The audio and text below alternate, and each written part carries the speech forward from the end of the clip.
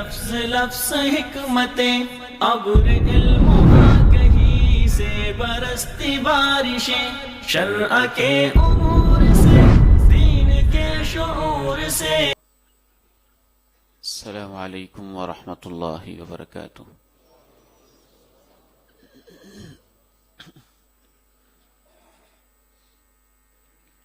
الحمد لله نحمده ونستعينه ونستغفره ونعوذ بالله من شرور أنفسنا ومن سيئات أعمالنا. أشهد أن لا إله إلا الله وحده لا شريك له وأشهد أن محمدا عبده ورسوله صلى الله عليه وعلى آله وصحبه وسلم. اللهم صل على محمد وعلى آل محمد كما صليت على إبراهيم وعلى آل إبراهيم إنك حميد مجيد. اللهم بارك على محمد وعلى آل محمد كما باركت على إبراهيم وعلى آل إبراهيم إنك حميد مجيد. رب اشرح لي صدري ويسر لي أمري واحلل عقدة من لساني يفقه قولي. اللهم طهر قلبي من النفاق وعملي من الرياء ولساني من الكذب وعيني من الخيانة فإنك تعلم خائنة الأعين وما تخفي الصدور.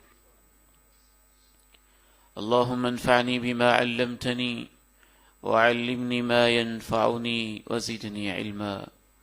أما بعد فإن خير الحديث كتاب الله وخير الهدي هدي محمد صلى الله عليه وسلم وشر الأمور محدثاتها وكل محدثة بدعة وكل بدعة ضلالة وكل ضلالة في النار. أعوذ بالله السميع العليم من الشيطان الرجيم من همزه ونفخه ونفثه. بسم الله الرحمن الرحيم. فما بكت عليهم السماء والأرض وما كانوا منظرين.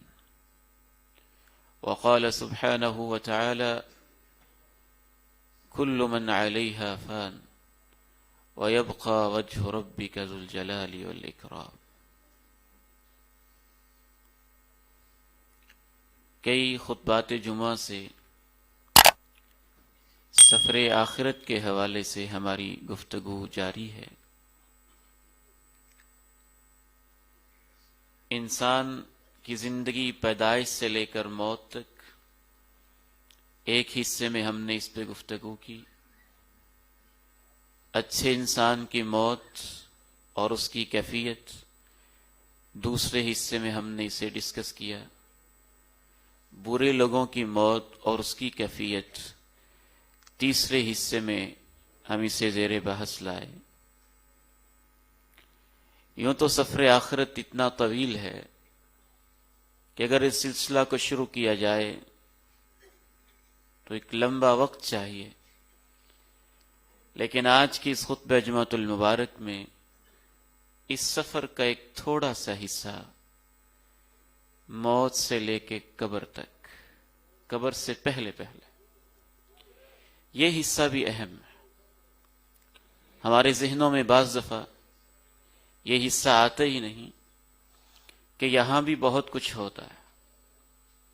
آج کے خطبہ جمعہ میں اللہ تعالیٰ کی توفیق سے اسے آپ کے سامنے رکھا جائے گا. سورہ دخان ہے، اس کی ایک آیہ مبارکہ میں نے آپ کے سامنے تلاوت کی ہے. فرعون ظلم و ستم میں اپنی آخری حدوں کو چھو رہا ہے. بنی اسرائیل پہ رب کریم رحم کھاتے ہوئے جناب موسیٰ کو ان کی طرف مبعوث فرما دیتے ہیں. جناب موسیٰ فرعون سے کہتے ہیں کہ تو نے بڑا ظلم کر لیا، اب تو کچھ رحم کر جا. وہ ہے کہ ماننے کو تیار نہیں. بالآخر اللہ رب العزت جناب موسیٰ علیہ السلام سے کہتے ہیں کہ موسیٰ، رات کے کسی حصے میں چپکے سے چھپتے ہوئے فرعون کے علاقے کو چھوڑ کے چلے جاؤ، کسی کو خبر نہ ہو۔ اگر ان کو پتہ چل گیا انکم متبعون، تو یقیناً یہ تمہارا تعاقب کریں گے، تمہارے پیچھے آئیں گے۔ رات کے ایک حصے میں جناب موسیٰ بنی اسرائیل کو لے کے روانہ ہو چلے۔ صبح اٹھے، دیکھا کہ ہمارے غلام یہاں سے جا چکے ہیں، حالانکہ جب تک وہ تھے کیا کیا ظلم کرتا تھا، ہزاروں بچوں کا قاتل تھا یہ ظالم، اب بھی ظلم سے باز نہ آیا۔ پورے مصر کے اندر نمائندے بھیجے، وزراء، سفراء، سرکاری ہرکارے، بڑے بڑے عہدوں والے لوگ سب اکٹھے ہو جاؤ، یہ ہمارے غلام بھاگ کے ہماری اجازت کے بغیر کیوں چلے گئے؟ فَأَتْبَعُوهُمْ مُشْرِكِينَ۔ صبح صبح سورج نکل رہا تھا کہ ان کے تعاقب میں چل پڑے۔ جانے دیتا تو چند لوگ جاتے، لیکن وَيَمْكُرُونَ وَيَمْكُرُ اللَّهُ، ظالموں کے اپنے انداز ہوتے ہیں، اور ان کے ظلم کے منصوبوں کو خاک میں ملانے کے لیے رب کریم کی اپنی تدبیریں ہوتی ہیں۔ تعاقب میں پوری آیان سلطنت پیچھے، حتیٰ کہ فرعون خود۔ جب فرعون خود پیچھے جا رہا ہے تو وہ ذرا کیسے پیچھے رہے ہوں گے؟ گویا کہ مصر نے اپنے جگر کے ٹکڑے پھینک کے ایک میدان میں جمع کر دیے، اور وہ بنی اسرائیل کے تعاقب میں چل پڑے۔ رب تعالیٰ نے اس منظر کو بیان کرتے ہوئے سورہ دخان میں، سورہ شعراء میں اور باقی کچھ سورتوں میں عجب بات کہی ہے اور ایک تبصرہ کیا ہے کہ جب بنی اسرائیل نے دیکھا فرعون ہمارے پیچھے، بادشاہ، وزراء، اس کے سارے سرکاری چیلے چانٹے اس کے ساتھ، جناب موسیٰ انا لمدرکون، ہم تو پکڑے گئے۔ کہا کلا ان معی ربی سیہدین، خبردار ایسا لفظ منہ سے نہ نکالنا، ہم رب کے حکم سے جا رہے ہیں، ہماری حفاظتیں رب کرے گا۔ دریا میں کود پڑے، اللہ نے بنی اسرائیل کے لیے راستے بنا دیے، یوں جیسے روڈ اور شاہراہیں بن گئی ہوں۔ فرعون نے کہا چلیں انہی راستوں پہ ان کا تعاقب کرتے ہیں۔ مصر کے سارے بادشاہ کے چیلے چانڈے سب تعاقب میں نکلے، اللہ نے ان کو دریا میں غرق کر کے رکھ دیا۔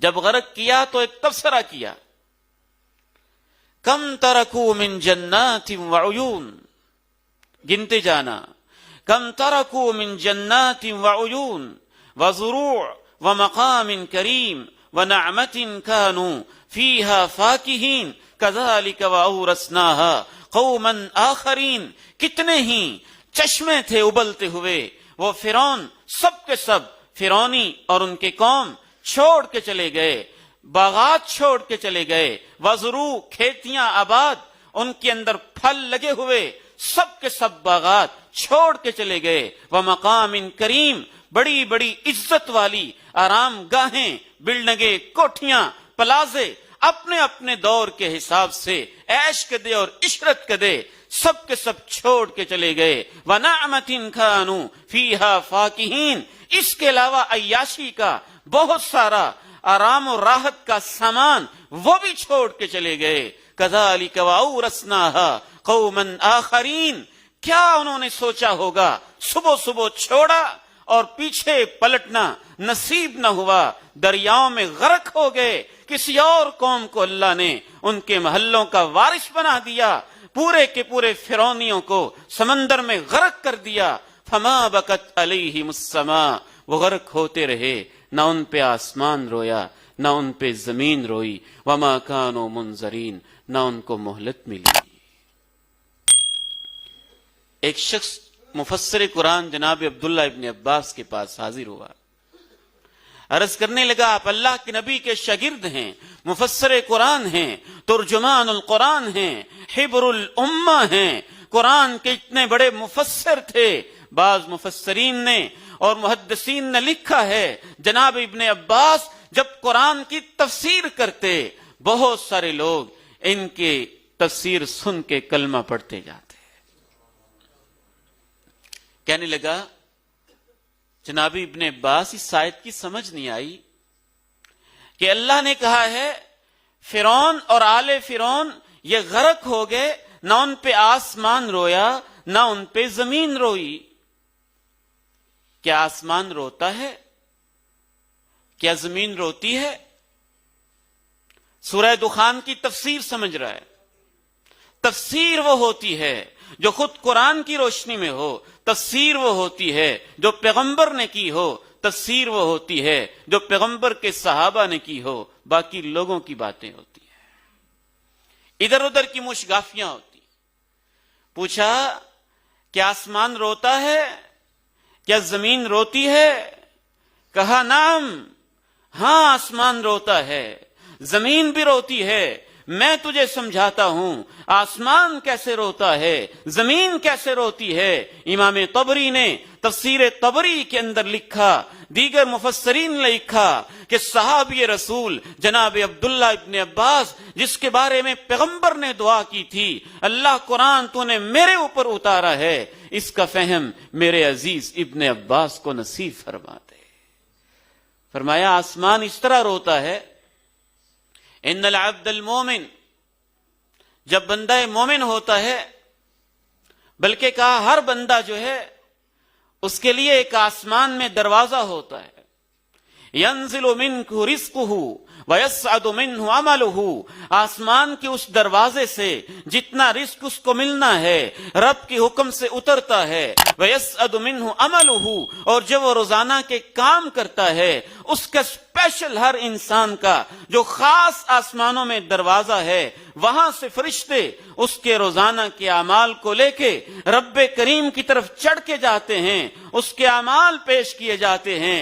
جب بندہ مومن فوت ہو جاتا ہے، دنیا سے رخصت ہو جاتا ہے، اور وہ دروازہ جو اس کے لیے خاص آسمان میں تھا بند ہو جاتا ہے، نہ رزق اترتا ہے، نہ اس کی نمازیں، نہ اس کے روزے، نہ اس کی تہجدیں، نہ اس کی آہیں، نہ اس کی سسکیاں آسمانوں کی طرف جاتی ہیں، تو آسمان کا دروازہ روتا ہے، اللہ تیرا نیک بندہ چلا گیا، اب میں اس کی نیکیاں نہیں دیکھ رہا۔ فرمایا جب بندہ زمین پہ نیکی کرتا ہے، نماز پڑھتا ہے، یہاں پہ بیٹھتا ہے، اور جب وہ فوت ہو جاتا ہے تو زمین کا وہ ٹکڑا اس کی پیشانیوں سے محروم ہوتا ہے، اس کے آنسوں سے محروم ہوتا ہے، تو زمین کا وہ ٹکڑا بھی روتا ہے جس کے اوپر وہ نماز پڑھا کرتا تھا۔ جناب ابن عباس رضی اللہ تعالی عنہما نے قرآن کی سورہ دخان کی اس آیت کی تفسیر کرتے ہوئے کیا خوبصورت تفسیر کی، کون ایسی تفسیر کر سکتا ہے؟ ادھر ادھر کی سائنس کے پیچھے دوڑیں لگانے والے، محض عربی زبان کے 2 حرف پڑھ کے قرآن کی تفسیر کے پیچھے پڑھ کے سوشل میڈیا پہ لوگوں کو گمراہ کرنے والے، یہ کیا قرآن کی تفسیر سمجھیں؟ جناب ابن عباس سے سمجھیے۔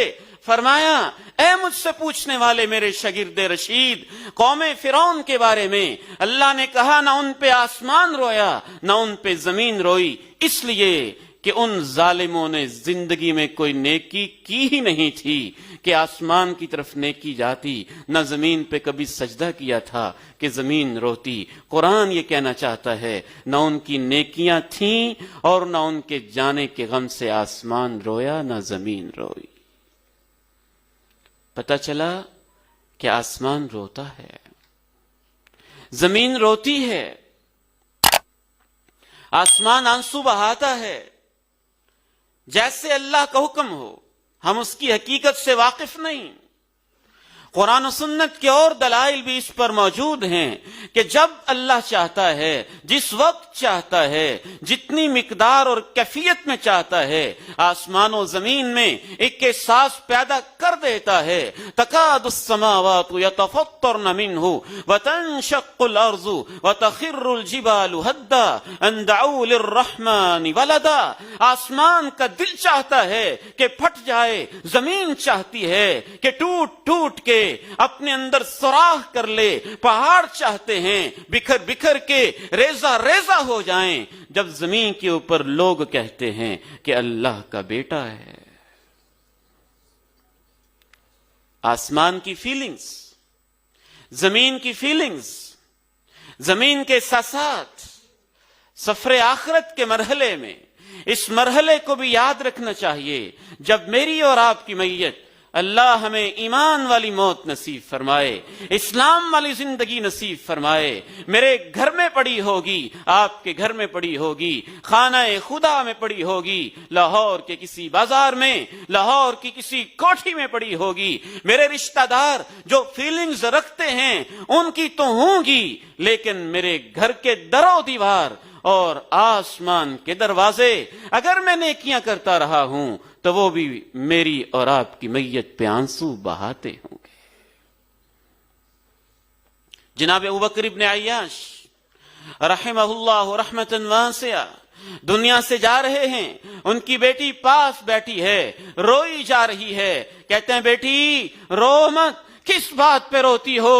ایک خیال رکھنا، میں دنیا سے جا رہا ہوں. ایاک ان تعصیہ فی ھذا البیت، یہ میرا گھر ہے. تیرا باپ جب تک زندہ رہا اس گھر کی چار دیواری میں تیرے باپ نے کبھی اللہ کی نافرمانی نہیں کی ہے.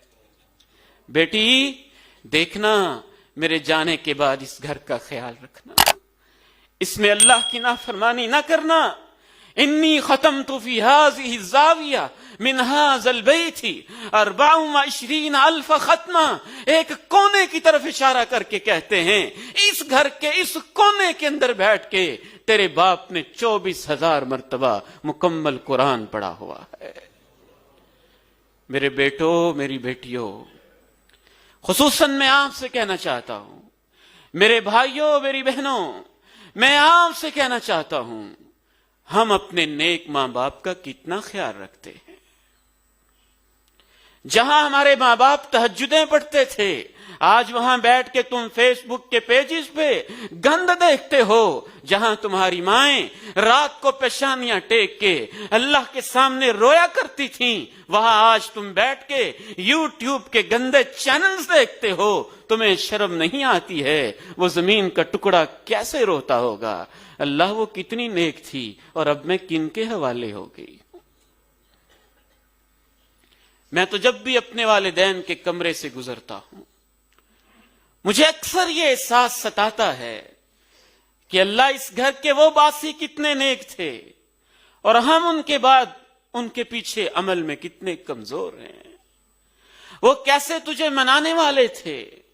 آپ کا کیا خیال ہے کہ مدینہ منورہ میں جس دن اللہ کے پیغمبر کا دست اطہر نورانی وجود پڑا ہوگا، کیا روضہ رسول روتا نہ ہوگا؟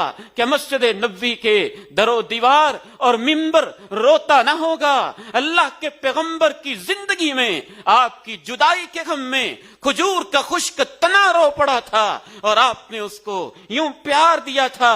امام ابن کثیر نے لکھا اور آپ نے کہا تھا اگر میں اس کو پیار نہ کرتا یہ قیامت تک میرے غم میں اور اللہ کے ذکر کے غم میں روتا ہی رہتا. جو زندگی میں اتنا رویا تھا، زمین کا وہ ٹکڑا بعد میں کتنا رویا ہوگا. فما بکت علیہم السماء والارض وما كانوا منظرین.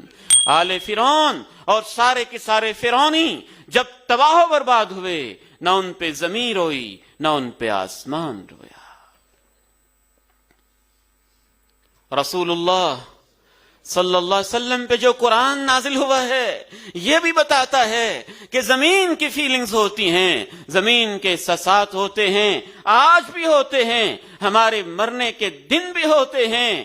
اللہ کے پیارے نبی علیہ السلام نے مؤذن کی شان بیان کرتے ہوئے کہا تھا، لا يسمعوا صوت المؤذن، مؤذن کی اذان کو، مؤذن کی پکار کو جب بھی کوئی چیز سنتی ہے، درخت سنتے ہیں، زمین سنتی ہے، کوئی چیز بھی سنتی ہے، تو وہ اس مؤذن کے اوپر کیسے اس کے لیے دعا کر رہی ہوتی ہے۔ جہاں جہاں تک اس کی آواز پہنچتی ہے، لبیک اللہم لبیک کہتے جب حاجی گھر سے روانہ ہوتا ہے، لبا من یمینہ من شجر او حجر او مدر حتی تنتہی الارض منہا ہنا وہا ہنا، اس کے دائیں بائیں مشرق سے مغرب تک جتنے درخت ہوتے ہیں، کچی اور پکی زمینیں ہوتی ہیں، سب اس کے ساتھ لبیک کے ترانے بلند کر رہی ہوتی ہیں۔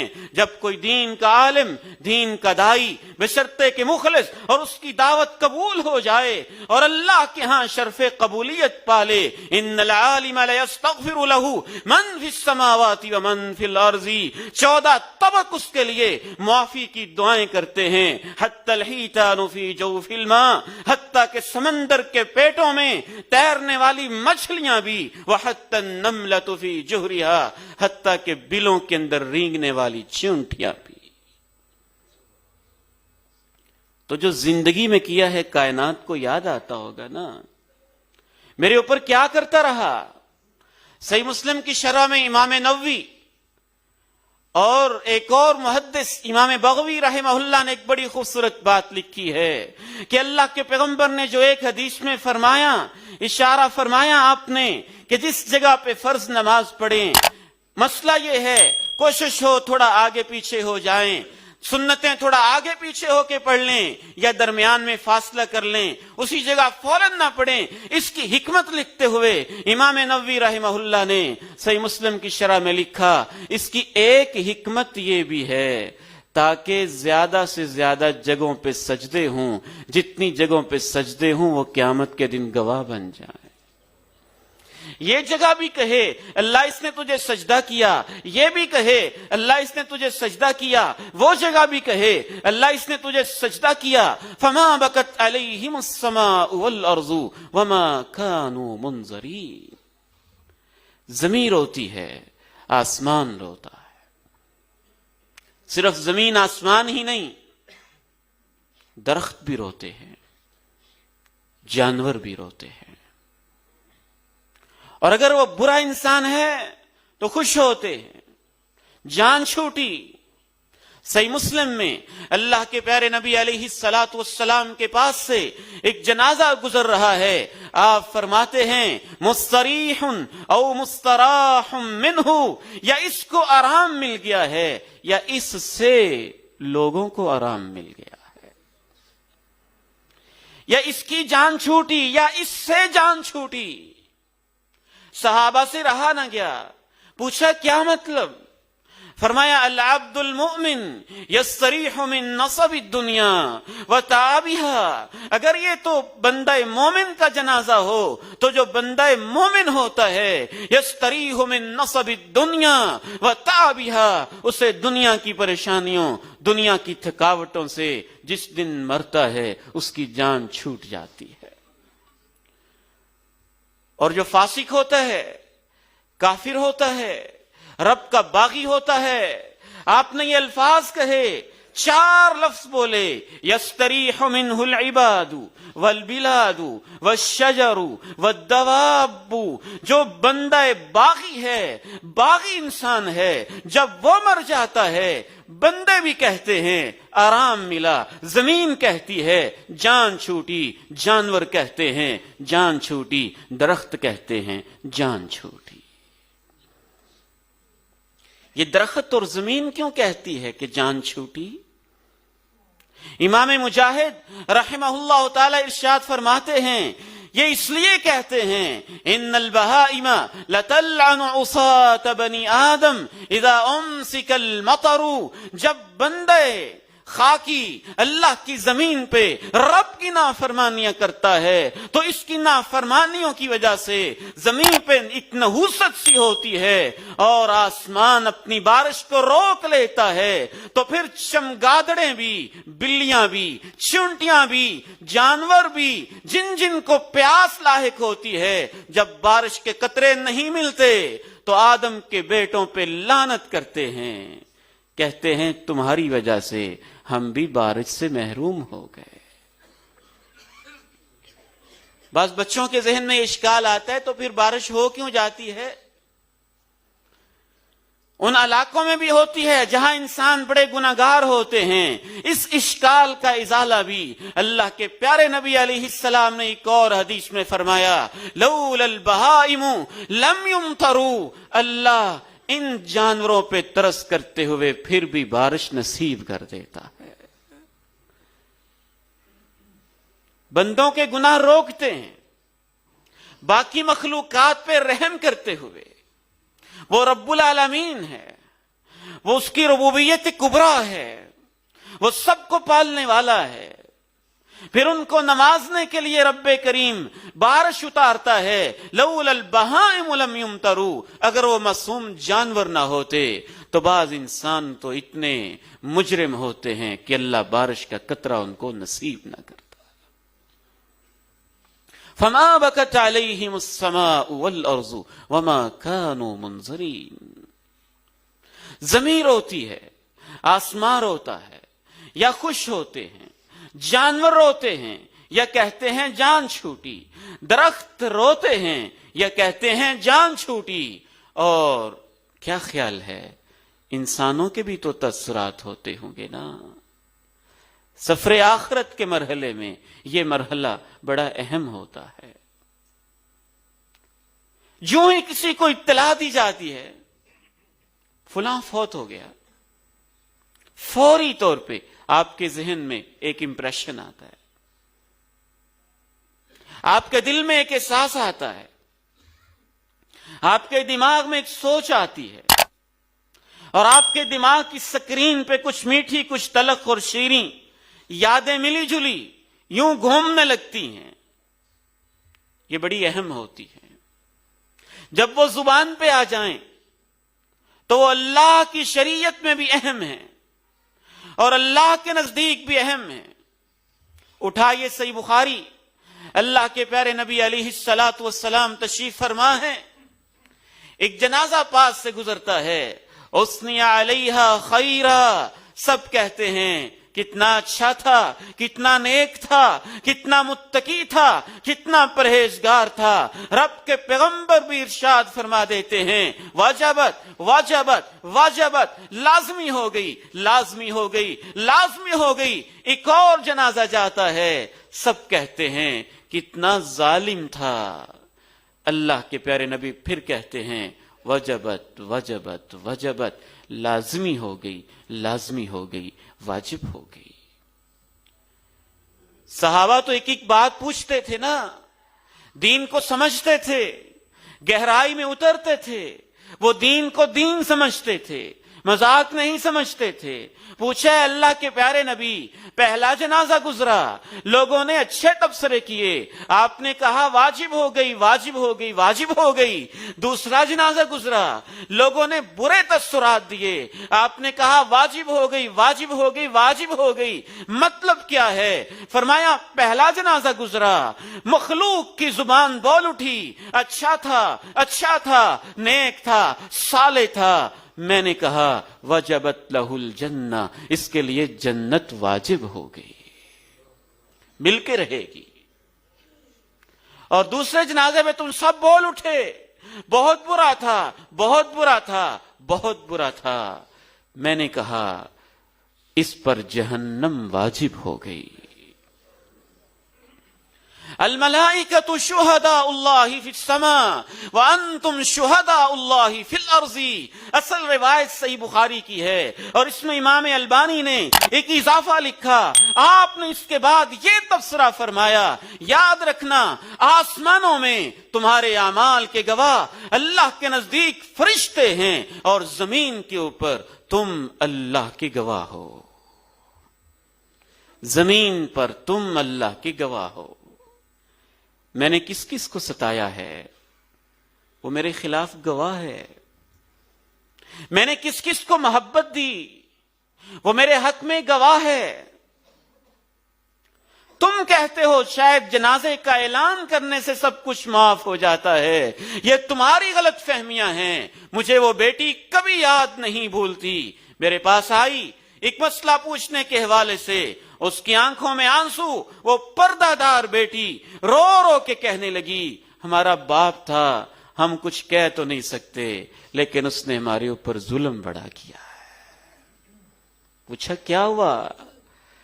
کہا ساری جائیداد اپنے بیٹوں کے نام خود لگوا کے گیا ہے، ہم در در کی ٹھوکریں کھا رہی ہیں، تمہاری بیٹیاں گواہ ہیں، تمہارے ہمسائے گواہ ہیں، تمہارے پارٹنر گواہ ہیں، تمہارے دوست گواہ ہیں، تمہارے جاننے والے گواہ ہیں، تمہارے فیس بک کے فرینڈز گواہ ہیں، تمہارے واٹس ایپ کے ممبرز گواہ ہیں، تمہارے تعلق والے زمین کے اوپر اللہ کے گواہ ہیں، اور جس دن تمہاری میت اٹھ رہی ہوتی ہے اس دن ان کی گواہی اللہ کے ہاں بڑی اہمیت رکھتی ہے۔ رسول اللہ صلی اللہ علیہ وسلم کے صحابی جلیل حضرت عمر ابن الخطاب رضی اللہ تعالی عنہ، ان کے پاس مدینہ منورہ میں ایک صاحب آئے، ابو الاسود رحمہ اللہ۔ مدینہ میں کی وبا تھی، موتیں بڑی ہو رہی تھیں، جناب عمر کے پاس ایک جنازہ گزرا، کہا وجبت، ایک اور جنازہ گزرا، کہا وجبت۔ اس حدیث میں عجب انداز تھا ان کے کہنے کا، جب یہ جنازے گزر رہے تھے تو اس ساتھ والے سے رہا نہ گیا، پوچھا جناب عمر آپ نے کیا کہا ہے وجبت؟ اس موقع پہ انہوں نے یہ حدیث بیان کی، ایما مسلم شہید لہ اربعۃ بخیر ادخلہ اللہ الجنہ، جب بھی کوئی مسلمان چلا جاتا ہے اور 4 لوگ بشرطے کہ وہ نیک ہوں، متقی ہوں، سچے ہوں، نمازی ہوں، وہ گواہی دے دیں یہ اللہ کا نیک بندہ تھا، اللہ اسے جنت میں داخل کر دیتا ہے۔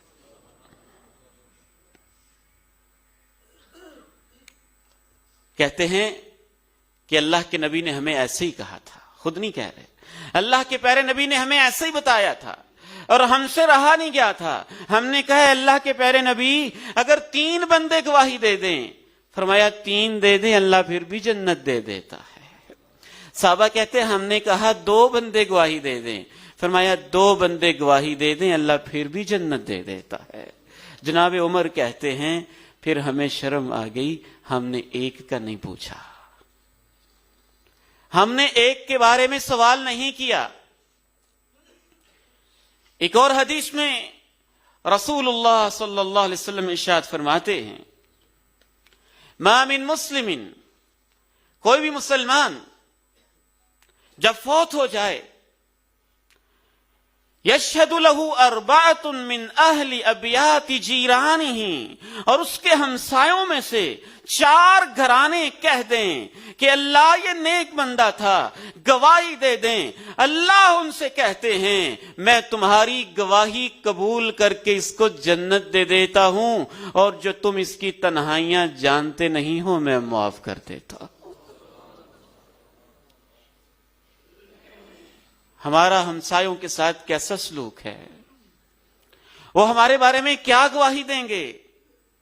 یہ گواہی ان کی معتبر ہے جو جانتے ہوں، اس لیے اس حدیث میں آپ نے ہمسائے کا لفظ استعمال کیا، ہمسایوں کے 4 گھرانے جو جانتے ہی نہیں، جو جانتے ہی نہیں، وہ تو معاملہ اور ہے۔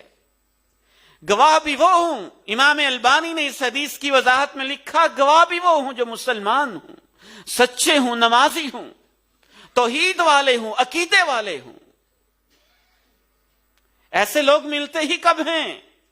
خال خال، پھر ہمسایوں کی گواہیاں، پڑوسیوں کی گواہیاں، گلی والوں کی گواہیاں، میرے بیٹوں اور میری بیٹیوں، میں آپ سے کہنا چاہتا ہوں، اس پر بھی ہمیں سوچنا ہوگا کہ ہم گلی اور چوکوں چراہوں میں اپنے ہمسایوں کی بیٹیوں کے ساتھ کیا سلوک کرتے ہیں، ہمارے کیا رویے ہوتے ہیں۔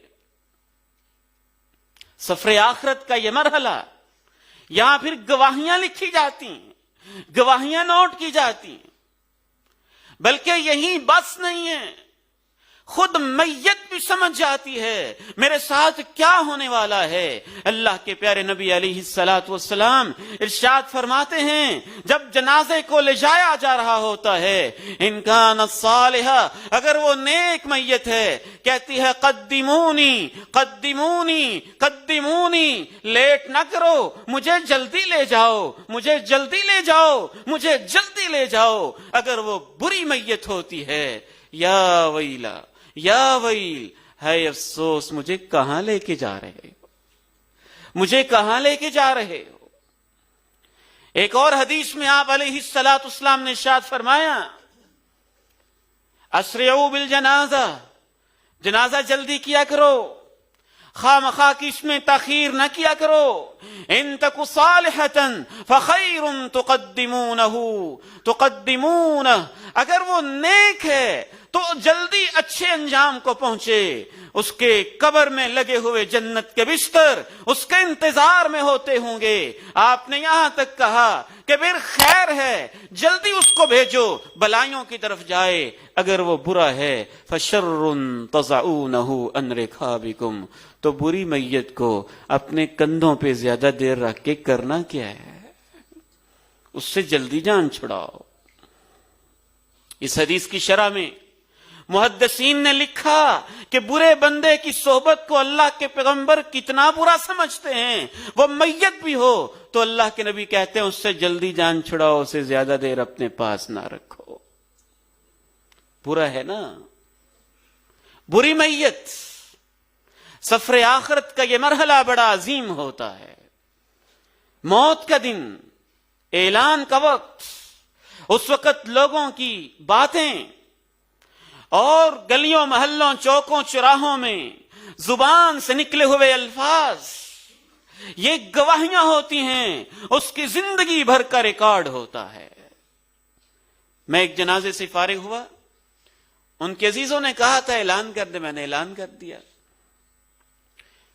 تو اعلان کوئی بری بات نہیں ہے، بری بات یہ ہم کہیں بس اعلان ہی کروانا ہے، زندگی میں کچھ نہیں کرنا۔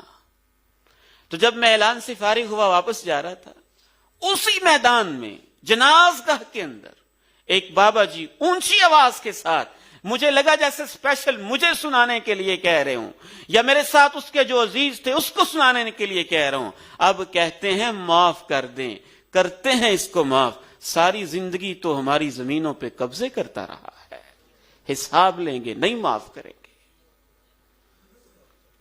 اللہ کے پیارے نبی علیہ السلام نے ایک حدیث میں ارشاد فرمایا کہ یہ جو لوگ بول رہے ہوتے ہیں، یہ لوگ نہیں بول رہے ہوتے، بعض دفعہ ان کی زبانوں پہ فرشتے بول رہے ہوتے ہیں۔ یہ مخلوق کی جو آواز ہوتی ہے، یہ اس کی پوری زندگی کی کمائی ہوتی ہے، یہ اس کی زندگی کا حاصل ہوتا ہے۔ اس کی موت کے وقت لوگوں کے تاثرات، اس کی میت کو دیکھ کے لوگوں کے تاثرات، اس کے جنازے کے وقت تاثرات، اس کے جنازے میں شمولیت کرنے والے لوگ، یہ اس کی پوری زندگی کی یہی تو کمائی ہوتی ہے جو اب شروع ہو رہی ہوتی ہے۔ بڑے ظلم کیے گئے امام احمد پہ، اکیلے ہی رہ گئے، اکیلے ہی رہ گئے۔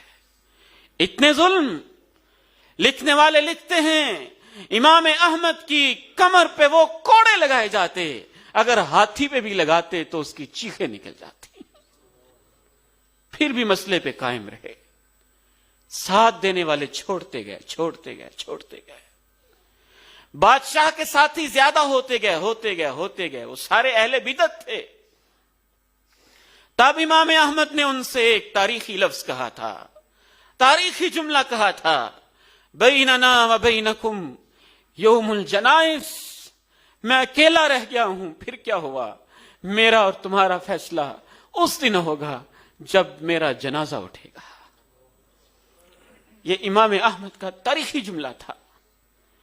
امام ابن کثیر البدایہ والنہایہ میں لکھتے ہیں پھر لوگوں کو پتا چلا کہ جو اہل السنہ کے امام ہوتے ہیں ان کے جنازے کیسے اٹھتے ہیں، کس شان اور سج دج سے اٹھتے ہیں. امام ابن کثیر لکھتے ہیں امام احمد کے جنازے میں 12 لاکھ انسانوں نے شرکت کی تھی. وضو کے لیے جگہ نہیں تھی. بغداد کے ہر گھر نے اپنا دروازہ کھول دیا تھا کہ امام احمد کا جنازہ پڑھنا ہے تو میرے گھر سے وضو کر لو، ادھر سے وضو کر لو، ادھر سے وضو کر لو. یہ ان کے علاوہ لوگ تھے جنہوں نے سمندروں میں کشتیوں پہ بیٹھ کے جنازہ پڑھا تھا. بیننا و بینکم یوم الجنائز، جنازے کا دن، جنازے میں شامل ہونے والے لوگ، موت کی اطلاع کے وقت لوگ، یہ آپ کا حاصل زندگی ہے. والد محترم جہاں لیٹے اللہ ان کو جنت نصیب فرمائے. جب بھی کو ملتا کہتے میرے جنازے میں میرے لیے دعا کرنا. کہتے نہ پہنچ سکو نا تو جہاں بھی تم ہو کہہ دینا اللہ یوسف کو معاف کر دے. ہم بھی آپ سے یہی کہنا چاہتے ہیں. زندگی کی کیا خبر ہوتی ہے، گواہیاں دے دینا. اللہ ہم نہیں جانتے وہ اندر سے کیسا تھا، باتیں تو اچھی کرتا تھا تو اس کو معاف کر دے. بیننا و بینکم یوم الجنائز، امام احمد کا تاریخی جملہ. لوگ موت کو بھولتے ہیں تو پھر غلط راہوں پہ چل پڑتے ہیں. وہ اپنی جرنیلی کے شوق میں، وہ اپنی وزارت کے شوق میں، وہ اپنی صدارت کے شوق میں، وہ اپنی سلطنت کے شوق میں، وہ اپنے خزانوں کے شوق میں، وہ اپنی دولت کے شوق میں، وہ اپنی کوٹھیوں اور بنگلوں کے شوق میں، پوری زندگی سرداری کے شوق میں لوگوں پہ ظلم کرتے رہتے ہیں. بھول جاتے ہیں کہ ایک دن ہمارا جنازہ بھی اٹھنا ہے، اور جنازہ اللہ کے ان بندوں نے ہی پڑھنا ہے. ہم ان کے ساتھ کیا سلوک کر رہے ہیں. فما بکت علیہم السماء والارض وما كانوا منظرین. کبھی کبھی ایک شخص جاتا ہے تو زمین آسمان روتے ہیں، اور کبھی پوری قوم تباہ ہو جاتی ہے تو اللہ کہتا ہے نہ زمین روتی ہے نہ آسمان. زندگی کی یادیں یوں سکرین پہ، دماغ کی سکرین پہ تیرتی. وہ ایک صاحب تھا، ہمسائے کے ساتھ اس کا مسئلہ تھا. اللہ کے نبی کے پاس حاضر ہو کے عرض کرنے لگا اے اللہ کے نبی، اس کی کھجور یوں میری زمین میں ہے، آپ سفارش کر دیں، میرا راستہ سیدھا ہو جائے گا، میرا کام سیدھا ہو جائے گا. اللہ کے نبی نے سفارش کی یہ ایک کھجور کا درخت دے دو، اس کے بدلے میں تمہیں جنت میں درخت لے دوں گا. اس نے کہا نہیں، میں نے تو نہیں دینی. ایک صحابی سے رہا نہ گیا، کہنے لگا اے اللہ کے نبی، جو اس کے لیے گارنٹی ہے میرے لیے بھی ہے، اگر میں لے دوں تو مجھے بھی جنت میں ملے گی. کہا ملے گی. اس کے پاس چلا گیا، کہنے لگا کھجور دے دو، مجھ سے 1 لے لو. اس نے کہا نہیں. 10 لے لو. کہا نہیں. 100 لے لو. کہا نہیں. 500 لے لو. کہا نہیں. غالباً جو مجھے اس وقت یاد پڑ رہا ہے اس کے باغ میں 700 کھجوریں تھیں. کہا میرا سارا باغ لے لو، 1 کھجور دے دو. کہا یہ سودا منظور ہے، سارا باغ دے دو. بھاگا بھاگا آیا، بچے بیوی باغ میں تھی. کہا جنت کی کھجور کے بدلے سودا کرایا ہوں، باغ سے باہر آ جاؤ. پھر اس کے جنازے کا دن آیا. اللہ کے پیارے نبی علیہ السلام وہ صحابی جلیل حضرت ابو الدہداء کا جب جنازہ پڑھنے لگے، آپ کے ذہن میں وہ ساری باتیں تازہ ہو گئی ہوں گی. آپ نے کہا کم من ازکن رداہن لابی الدہداء، ابو الدہداء میں دیکھ رہا ہوں جنت میں کتنے درخت لگے ہوئے ہیں اور ان کی ٹہنیوں پہ کھجوریں لگی ہوئی ہیں، وہ لٹک لٹک کے تیرے انتظار میں ہیں. یہ زندگی کی کمائی ہوتی ہے، یہ حاصل زندگی ہوتا ہے. موت کا دن، جنازے کا منظر، جنازے کا مرحلہ. حضرت عبد المنان نور پوری رحمہ اللہ رحمتاً واسعہ، زندگی میں نے جو جنازے پڑھے ان میں سے ان کا جنازہ مجھے کبھی نہیں بھولتا. کیا خاموشی تھی، کیا وقار تھا، کیا اطمینان تھا. جس گراؤنڈ کے اندر جنازہ تھا، دائیں بائیں بچیاں بیٹیاں چھتوں پہ چڑھ کے وہ بھی رو رہی تھیں. ہمارے اسلاف لکھتے ہیں جب نیک لوگوں کے جنازے اٹھتے ہیں لوگوں کی آنکھوں میں آنسو ہوتے ہیں، یوں لگتا ہے ہر ایک کو محسوس ہوتا ہے کہ میرا اپنا فوت ہو گیا ہے، میرا اپنا دنیا سے چلا گیا ہے. سفر آخرت کے مرحلے میں اس مرحلے کو ہمیں یاد بھی رکھنا چاہیے، اور اس کے لیے دنیا میں اچھی تیاری اور اچھی یادیں بھی چھوڑنی چاہیے. اللہ مجھے اور آپ کو توفیق نصیب فرمائے. وآخر دعوانا ان الحمد للہ رب العالمین.